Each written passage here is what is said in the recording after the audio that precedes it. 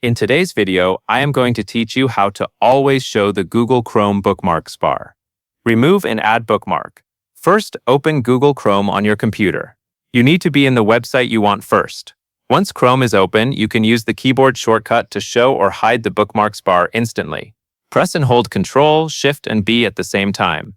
As soon as you do that, the bookmarks bar will toggle. If it was hidden, it will appear. If it was already visible, it will disappear.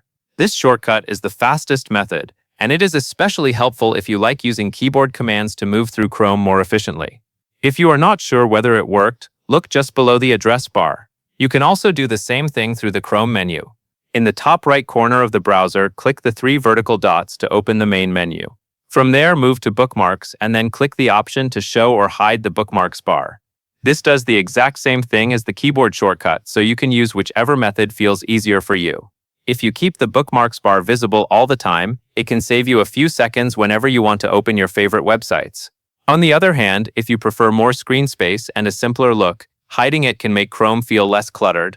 You can switch between these two views anytime, so you are not locked into one setting. That covers everything you need to know.